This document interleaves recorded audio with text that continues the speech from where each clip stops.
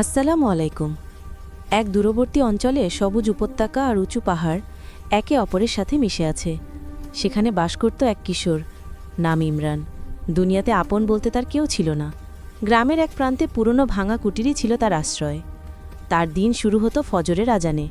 সবাইকে ছাড়িয়ে মসজিদে হাজির হতো সে। গ্রামের বৃদ্ধ ইমাম সাহেব তাকে পরম স্নেহে দিনের শিক্ষা দিতেন। তিনি বলতেন, ইমরান, আল্লাহ যাকে ভালোবাসেন তাকে পরীক্ষা করেন। বাবা মা নেই, তবুও হতাশ হইও না। তোমার রব আছেন, তিনিই তোমার অভিভাবক। অন্য ছেলেরা খেলাধুলা করলেও ইমরান সময় দিত ইবাদত, কাজ আর মানুষকে সাহায্য করতে। কেউ বাগান পরিষ্কার করাতে চাইলে করত, কেউ বাজার থেকে জিনিস আনতে দিলে হেঁটে যেত। সামান্য যা পেত তাই দিয়ে তার জীবন চলত। একদিন গ্রামের সবচেয়ে ধনী অহংকারী মহাজন তাকে দেখে বলল, ওই এতিম, তোর জীবন কি এভাবেই পরের আবর্জনা পরিষ্কার করতে করতে যাবে? কথাটি ইমরানের হৃদয়ে গভীর দাগ কাটল। সে ইমাম সাহেবের কাছে ছুটে গেলে ইমাম সাহেব মাথায় হাত রেখে বললেন, মানুষের কথা শুনে মন ভেঙো না বাবা। আল্লাহ তোমার অন্তর দেখেন। রাত যত অন্ধকার হয়, ভোর তত কাছের হয়। সেই রাতে ইমরান দুই হাত তুলে দোয়া করল, হে আল্লাহ, ধৈর্য দাও, সন্তুষ্টি দাও, তুমি ছাড়া আমার কেউ নেই। কয়েক বছর পর ইমরান এক টকবগে যুবক হয়ে উঠল, পরিশ্রমী, কোমল হৃদয়ের, ইমানদার। গ্রামের সবাই তাকে সম্মান করত, শুধু সেই মহাজন ছাড়া। একদিন এক বিনদেশি সওদাগরদের কাফেলা গ্রামে থামল। কাফেলার প্রধান বৃদ্ধ সওদাগর একজন বিশ্বস্ত সাহায্যকারী খুঁজছিলেন। অনেকেই আবেদন করল, এমনকি মহাজনের ছেলেও। কিন্তু বৃদ্ধ সওদাগরের চোখ পড়ে ইমরানের উপর। সে তখন এক বৃদ্ধার পানির কলস বিনা পয়সায় বাড়ি পৌঁছে দিচ্ছিল। তিনি ইমরানকে ডেকে বললেন, হে যুবক, তুমি কি আমার বাণিজ্য সফরের সঙ্গী হবে? ইমরান ইমাম সাহেবের অনুমতি নিয়ে সফরে রওনা দিল। যাত্রাপথে ঝড়, গরম, পাহাড়, দস্যু সবই পার হলো কাফেলা। কয়েকবার ইমরান নিজের জীবন ঝুঁকিতে ফেলে বৃদ্ধ সওদাগরকে বাঁচালো। সওদাগর বুঝলেন, এই যুবক সাধারণ কেউ নয়, এ এক রত্ন। এক বছর পর সফর শেষ হলে সওদাগর তাকে দুটি থলে দেখালেন। একটিতে 100 স্বর্ণমুদ্রা, আরেকটিতে মাত্র 10 রৌপ্য মুদ্রা। কিন্তু কোনটা কোনটি তা তিনি বললেন না। তিনি শুধু বললেন, একটি তোমার পারিশ্রমিক, অন্যটি বিশেষ উপহার, যে কোনো একটি তুমি বেছে নাও। ইমরান মনে মনে বলল, আমি আমার রবের উপর ভরসা করব। তাই সে বড় থলে না নিয়ে ছোট থলিটি বেছে নিল। যারা দেখল সবাই হাসল। ইমরান তাহলে সব হারালো?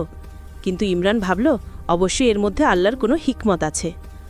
10 রৌপ্য মুদ্রা নিয়ে গ্রামের দিকে ফিরল ইমরান। গ্রামে পৌঁছালেই মহাজন বলল, বলেছিলাম ইয়েতিমের ভাগ্য ফেরে না। ইমাম সাহেব সব শুনে বললেন, ইমরান, তুমি ভুল করনি। আল্লাহর উপর ভরসা রাখো, তিনি উত্তম কিছু দান করবেন। পরের দিন বাজারে গিয়ে ইমরান দেখল এক অসুস্থ দুর্বল ঘোড়া পড়ে আছে। সবার হাসাহাসির মধ্যেও সে তার শেষ 10 রৌপ্য মুদ্রা দিয়ে ঘোড়াটি কিনে আনল। মহাজন হেসে উঠল, ইমরান ঠিকই পাগল হয়ে গেছে। কিন্তু ইমরান ঘোড়াটিকে নিজের পরিবারের মতো যত্ন করতে লাগল। আসলে সেই বৃদ্ধ সওদাগর ছিলেন এক বিশাল রাজ্যের প্রভাবশালী ব্যবসায়িক প্রধান। কোনো সন্তান ছিল না। তিনি একজন সৎ উত্তরাধিকারী খুঁজছিলেন। ইমরানকে তিনি পরীক্ষা করতে চেয়েছিলেন। তার লোকেরা খবর দিয়ে জানালো, ইমরান তার শেষ সম্বল দিয়ে অসুস্থ ঘোড়া কিনে তার সেবা করছে। বৃদ্ধ সওদাগর কান্নায় ভেঙে পড়লেন, এই যুবকই আমার প্রকৃত উত্তরাধিকারী। কয়েকদিন পর রাজকীয় বাহিনী নিয়ে সওদাগর গ্রামে এলো। সবাই ভয়ে অস্থির। তিনি সোজা ইমরানের কুটিরে গিয়ে বললেন, ইমরান, তুমি আমার পরীক্ষায় উত্তীর্ণ হয়েছ। তোমার মতো সৎ, দয়ালু মানুষই আমার উত্তরাধিকারী হওয়ার যোগ্য।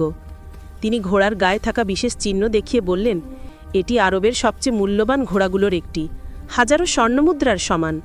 পুরো গ্রাম থমকে গেল। মহাজন লজ্জায় মাথা নিচু করে ফেলল। বৃদ্ধ সওদাগর ঘোষণা করলেন, আজ থেকে আমার সমস্ত ব্যবসা, সম্পদ ও সম্মান সবকিছু ইমরানের হাতে তুলে দিলাম। ইমরান মুহূর্তেই এলাকায় সবচেয়ে সম্মানিত ধনী ব্যক্তিতে পরিণত হল। ইমরান বদলায়নি। গরিবদের সাহায্য করল, ইয়েতিমখানা প্রতিষ্ঠা করল, ইমাম সাহেবকে নিজের পিতার আসনে বসালো, এমনকি সেই মহাজনকেও ক্ষমা করে কাজ দিল। ইমরান প্রায়ই আকাশের দিকে তাকিয়ে বলতো, হে আমার রব, আপনার ফয়সালা সত্যিই সবচেয়ে উত্তম। আমি সামান্য কিছু চেয়েছিলাম, আপনি আমাকে দিয়েছেন কল্পনার থেকেও বেশি।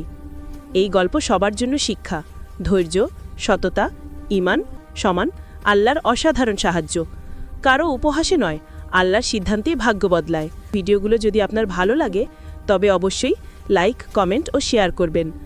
আর নতুন ইসলামিক গল্প, দাওয়া, নবীদের জীবনী ও শিক্ষামূলক ভিডিও পেতে চ্যানেলটিকে সাবস্ক্রাইব করতে ভুলবেন না। আল্লাহ আমাদের সবাইকে হেদায়েত দান করুন। আমিন।